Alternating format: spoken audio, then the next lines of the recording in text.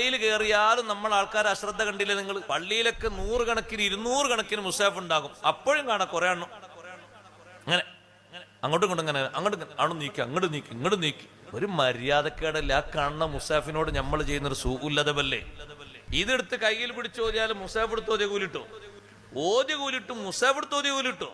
അതാരും ഉണ്ടല്ലോ, എല്ലാവരും ആ വിഷയത്തിനോട് അത്ര വിയോജിപ്പാണ്. അതുകൊണ്ട് ആരും ഉണ്ടാത്ത.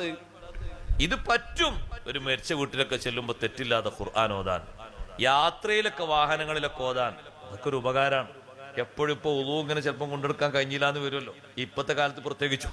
അങ്ങനെ ആകുമ്പോ ഒരു സഹായമാണ് യാത്രക്കാരനാൾക്ക് ഓതാൻ, ഒരു യാസീൻ ഓതാൻ തെറ്റില്ലാതെ അതൊക്കെ ഉപകാരമാണ്. തെറ്റൊന്നും. പക്ഷെ പള്ളിന്റെ ഉള്ളില് അങ്ങനെ 8 കണക്കിന് മുസാഫ് ഇങ്ങനെ വെച്ചിരിക്കുമ്പോഴും കാണാം ഒന്നാമത്തെ സൊഫീ എന്നിട്ട് അങ്ങോട്ടൊന്ന് വലിച്ച് ഇങ്ങോട്ടൊന്ന് നീക്കി. സുബ്ഹാനല്ലാഹ്.